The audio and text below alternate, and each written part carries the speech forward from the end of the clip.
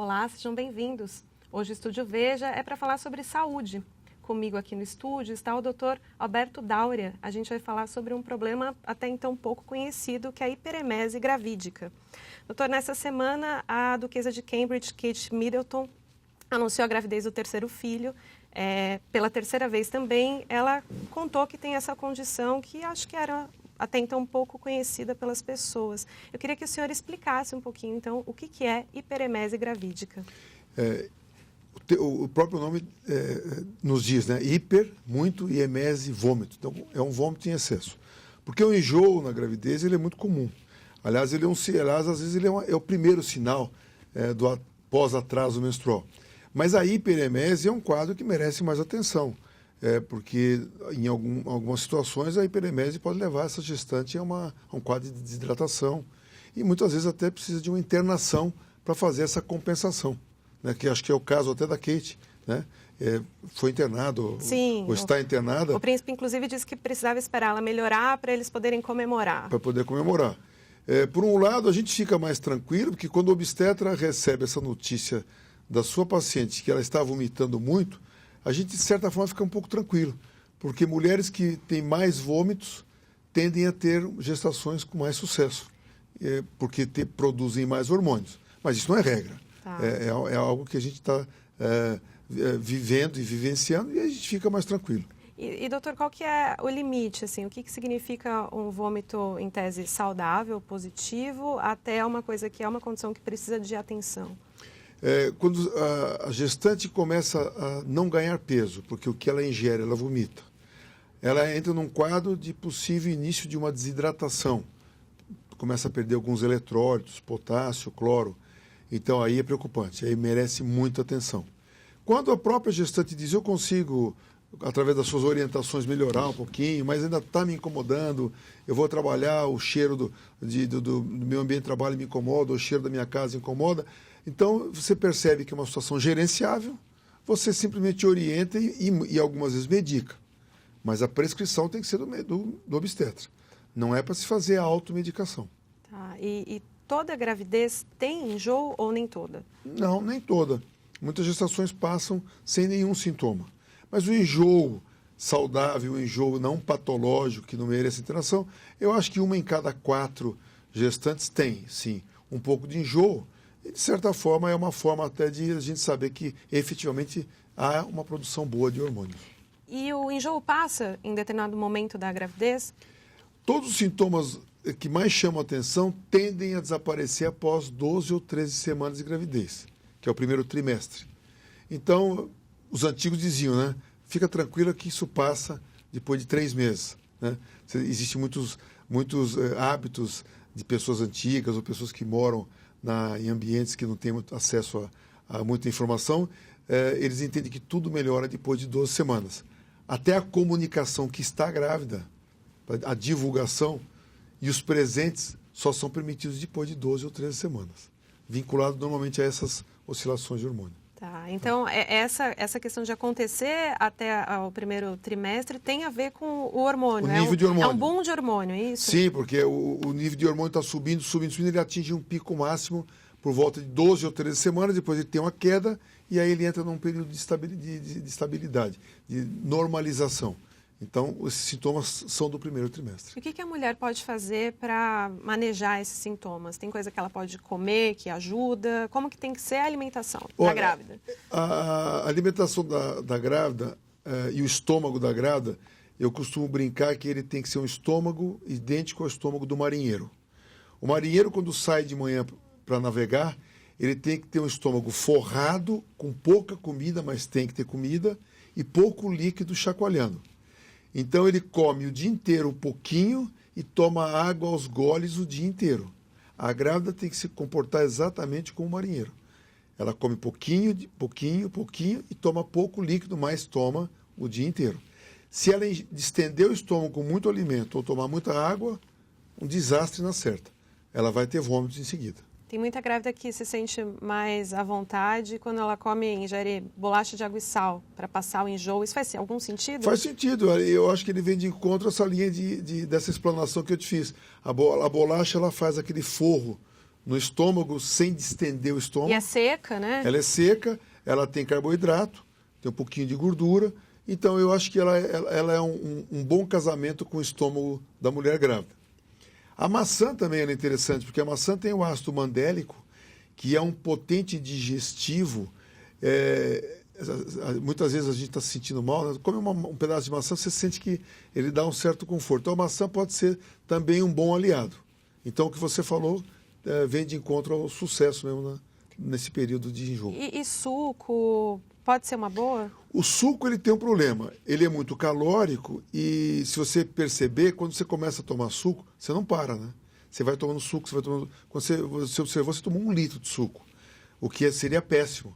O estômago distendido com líquido é um terreno propício para enjoo e para vômitos. Tá. Então, eu acho que o suco tem que ser bem gerenciado. Só voltando um pouquinho para a hiperemese, todas as mulheres que têm hiperemese, elas têm que ser internadas ou depende? Não. Elas só serão internadas aquelas que entrarem num quadro de desidratação e num quadro de emagrecimento intenso a ponto de merecer atenção maior em ambiente hospitalar. Ela procura o médico quando ela diz o quê? Eu não paro de passar mal 5 vezes por dia. Tem uma quantidade? Não tem uma quantidade, mas o médico é capaz de observar a fisionomia abatida, desidratada. Se você dá um medicamento para ela tomar, ela toma e vomita. Portanto, você terá que ter acesso ao medicamento endovenoso. Então, desidratação mais necessidade de medicamento endovenoso é igual à internação hospitalar. Entendi. Né? Eu acredito que em torno de 1% são aquelas gestantes que merecem essa atenção para um ambiente hospitalar, para uma internação. Tá. E para as outras grávidas que têm um enjoo que também é incômodo, elas podem se medicar? Não, eu acho que elas não devem se automedicar. Ela deve sempre buscar uma orientação com o obstetra, porque o obstetra... Porque sempre tem amiga que indica, melhor não. Eu né? acho que não. Eu acho que o obstetra tem que orientar, até porque existem os medicamentos que são permitidos na gravidez, que estão autorizados, e aliados aos medicamentos, a orientação da dieta, enfim. Eu acho que precisa ser bem orientada. Tá. Tem pessoas que são mais propensas a enjoos na gravidez? Tem alguma questão genética, alguma questão emocional, talvez? Eu acho que ele é um compilado de situações.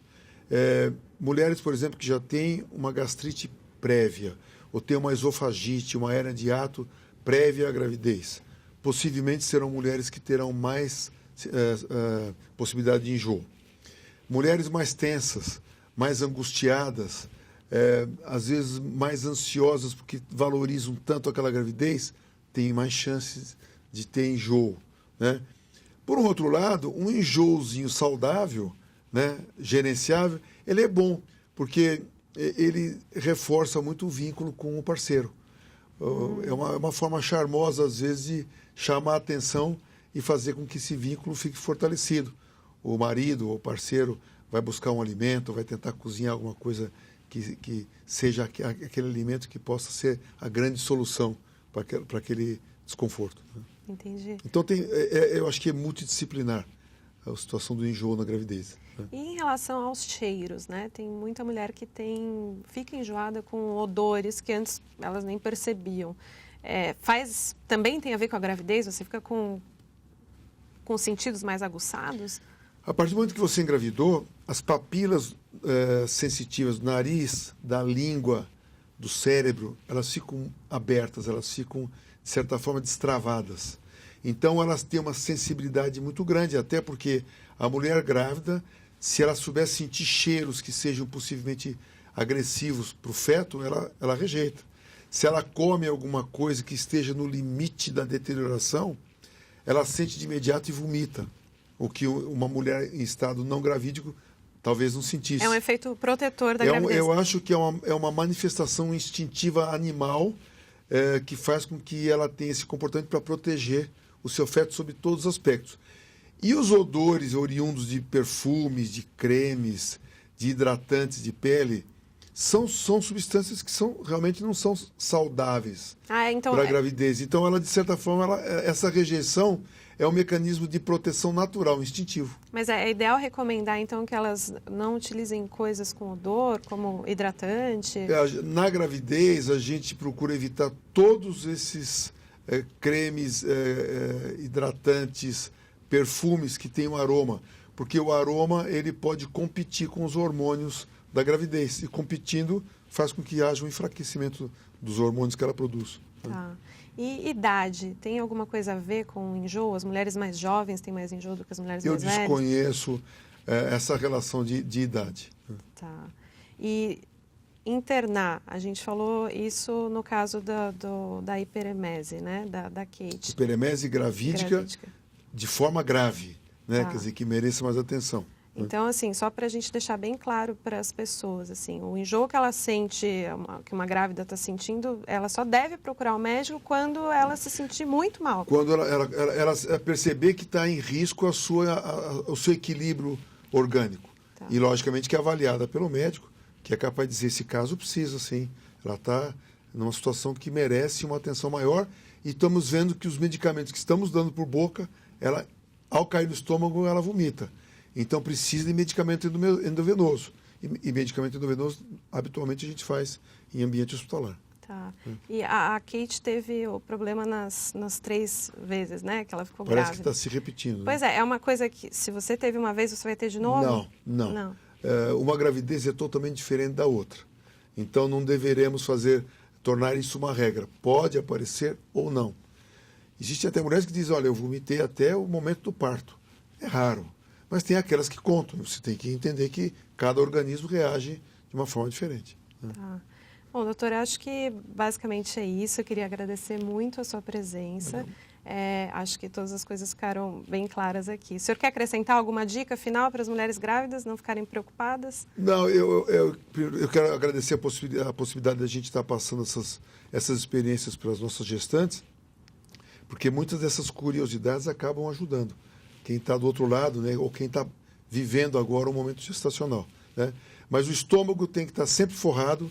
Aquelas que vomitam ao amanhecer, seria interessante que durante a madrugada, ao levantar para fazer xixi, comesse uma bolachinha de água e sal para forrar o estômago, conforme falamos no início da nossa conversa aqui. Porque senão o estômago fica cheio de bile, que vem vindo da vesícula. E o estômago cheio de bile, haverá vômito ao amanhecer, que é desconfortável. Então, nunca passar muito tempo em jejum.